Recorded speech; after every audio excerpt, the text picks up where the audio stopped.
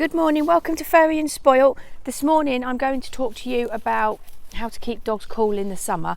It's an incredibly important subject, and the first part of that is to walk my dogs where it's nice and shady. So I have walks that I know that are shady, and that's the walk that I always do when it's a hot summer's day. So I'll do my walk now, and then when I get home I'll have a chat with you about the other things that I do. See you in a bit, bye. Okay, so the first thing that I would recommend, and this is in no particular order, but just things that I really use to cool down dogs. Now what you've got to remember with dogs is that they can't sweat. So they're not like us, and they can sweat and therefore they can cool down. That was good timing. And get nice and cool. They can only release heat through their pores and through panting, and it's just simply not enough if they've got hot, and they'll have organ failure and die. That sounds dramatic, but it's the truth. And if your dog doesn't die, they will suffer an awful lot if they're hot. So it's really, really important to keep them cool. So the first thing is this heat pad, which Harry's feet are demonstrating lovely. Now, as you can see, he's come in and he's laid down on it. They know that it makes them cool, and so they use them all the time. These come in different sizes. So this is the bigger one, which I have for Harry. What happens is they've got a gel in them. Now I've got absolutely no idea how it works, but they're full of gel, so they're, you can see, squidgy. And that gel somehow, no idea how, sucks the heat out of their body. And when they get off the cool pad, they feel cool and the cool pad feels really warm. And because of that, you need 2 per dog, because obviously one gets really warm. If it's warm weather, they do take quite a long time to cool back down. So it is important to the mat, not the dog. So it's important to have 2 mats per dog. And my dogs have always used these, always. So this is the large one. And then if I just take you around here, there's a smaller one on the floor here. Now, there's little Albert's head. This smaller one is actually better. Now this is a new one that we brought this year, and I think the design is better because they're actually small squares, which means each square is contained in the gel. Because with the old design, where there's they're bigger squares, the gel did sometimes tend to go up one end and you had to sort of even it back out again. So this way of doing it is much better, and again, if you put your hand on it, it feels really cool, and it's really nice. I mean, you can use them for yourself. I think many menopausal women use them just to lay on them. They do feel really, really cool, and the dogs will use them if they're hot. So that's my number one thing, and I have them everywhere. So I've got them, I put one on, so the dogs sleep on the end of our bed, so I've got one on the end of our bed, which Albert sleeps on. Harry doesn't because he's not interested, but I've got one on the floor. If he gets hot, he can go down there, but he doesn't. He's a snuggler. He likes to snuggle up in bed. So he does that. So I have them upstairs, downstairs, everywhere. I don't have them out in the winter because our house isn't warm, and so therefore there's no need for them. So they are called dog cool mats, and you can get them on Amazon really easily, or in any pet shop. They only come in blue. I've always tried to find them in beiges. It would look much nicer. But I have actually wondered with hindsight if actually it's because dogs see blue easier. I don't know. But anyway, so they come in blue and the dogs love lying on them. So that's my first tip on how to keep your dogs cool. Well, it's my second tip, because the first tip is to always walk them in the shade. So that's that. Okay, the next thing, and if you watch my Instagram stories, I talked about that on there, is how hot the ground gets. I came out here yesterday and it was about 22 degrees, so it wasn't extortionately warm. Warm, too warm for a dog, but not, massively warm. And that patio out there, I had bare feet, and I came out here to hang the washing up, and the ground was so hot that I couldn't stand in one place. I had to go and put my shoes on. If that's doing that to my feet, think what that's doing to dogs' paws. Really, really bad. So please be aware that the ground gets really, really hot. Paving gets really hot really quickly, and so in my mind, I would never walk my dogs in anything. I would never walk my dogs in 22 degree heat ever. That's just dangerous and asking for trouble. But just to be aware, we shouldn't really have I would never have my dogs out in a temperature where it's hot enough for the pavement to get too hot. Just something for you to bear in mind. The next thing is that in the summer they have their summer cuts. It's not the most glamorous look, but we just take their fur right down to keep them cool, because even down short, they still got a layer of fur on them. And you imagine if you had to have, it was like having a fur coat on. You imagine how hot that would make you. And so in the summer we cut them, we do all our grooming ourselves. So, but even if we didn't, you could just take them to the groomers and ask for a summer cut. They've actually, in the winter, they have quite, like, their fur on their faces is, it's not long, but it's a bit longer. And they sort of have like puffy, it makes them look like they've got puffy cheeks. But in the summer, we cut all that fur off around their face and take their fur down on their bodies really short, and that just helps keep them cool. Because you imagine, it'd be, for you, it's like wearing a scarf. So imagine if you've got a fur coat on and a scarf in the summer heat, you'd be incredibly uncomfortable. So for them, just take them right down as short as we can get them, and we'll do that every single year, and that helps no end. It also helps with, if you get any insect bites or anything like that, you can see them so much easier. So that's another thing that we do.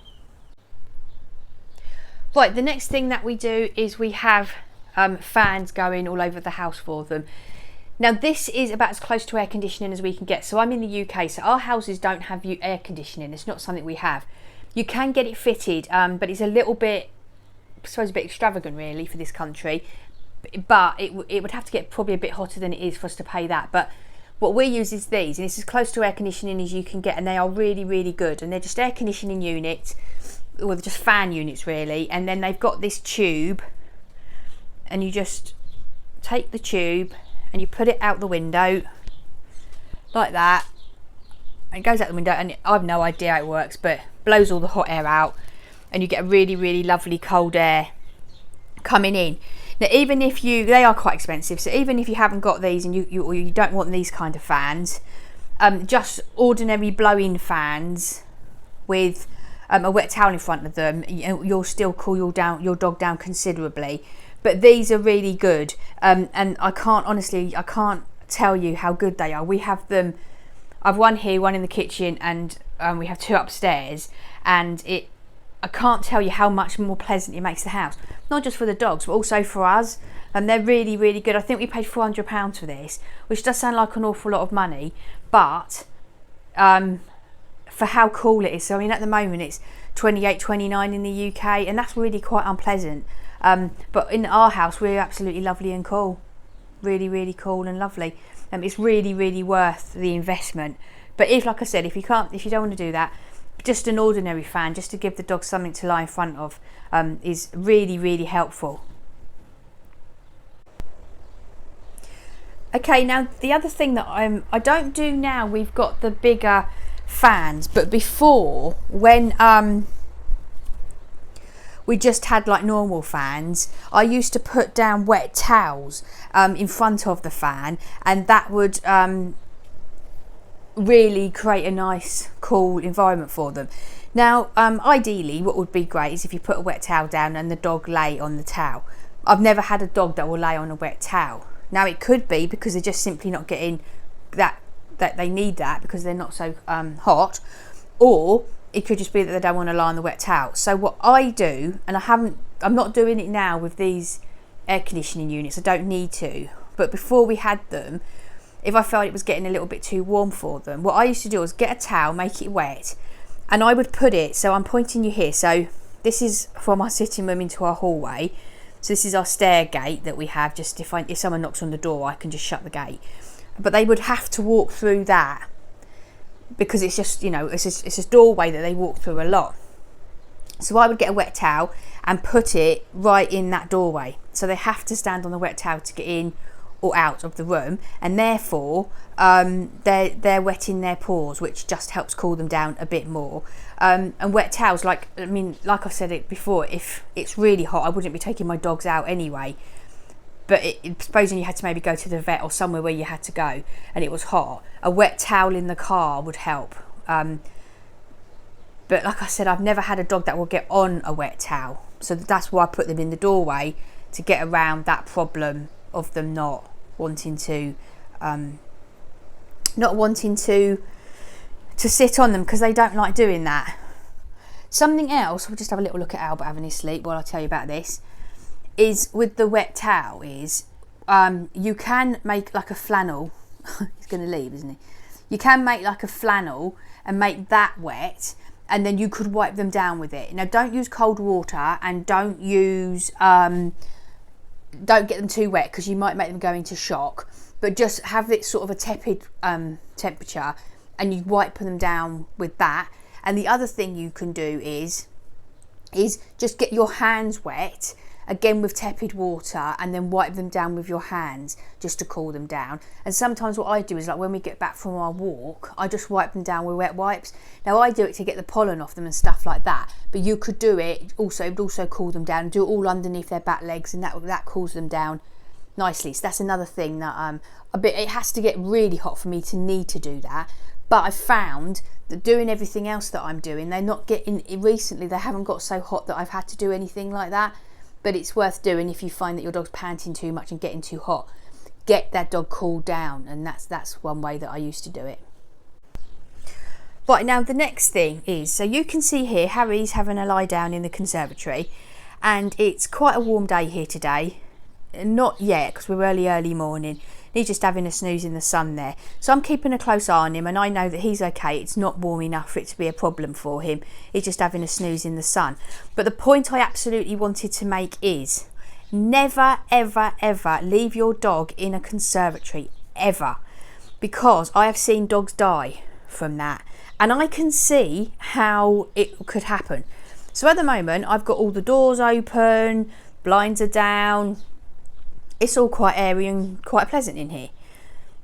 I can see, and if your dog was in here like Harry is on the floor here, I could see how you could think, well, I couldn't because it's ridiculous, but I can see how it can happen. The people could think, oh, it's quite cool and airy in here. We'll just close him in here while we go out. It will heat up in here so quickly.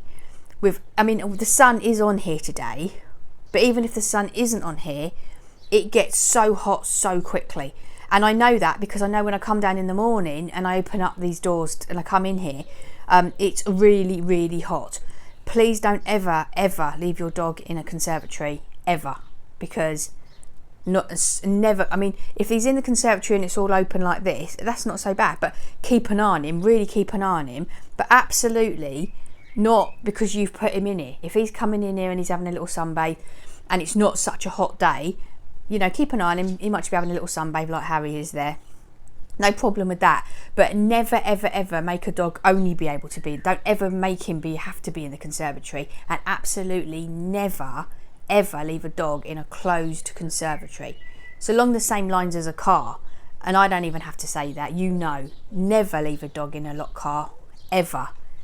I don't care how hot it is, how cold it is. Don't ever do it. And I've unfortunately seen enough dogs in locked cars, and I've called the police, and they don't mess around. They come straight out, they'll smash the window and they'll get the dog out. And the person is heavily, heavily fined, court cases, not allowed to keep animals. It's really bad. So please don't ever do that. It's so dangerous. I'm not normally one to dictate how I think you should look after your dog. I think it's very much your choice. I'm just trying to tell you how I do mine. But when it comes to conservatories and cars, I've seen the most horrific things happen. And please don't ever do that. So that's one thing. So in a second I'll be checking Harry, make sure he's not getting himself too hot, and moving him into the sitting room where it's cooler and there's fans on. That's that. Okay, that's that tip. Next one. Okay, the next thing is water. So obviously it goes without saying to have lots of bowls of fresh water down for your dogs that are changed a few times throughout the day. I have one upstairs and two downstairs, one in the sitting room, one in the kitchen. Goes without saying, plenty of water. Now if we're out, like I said, I don't take the dogs out if it's hot, but just on our morning walk, we take this, and it's really good, and you just clip it to your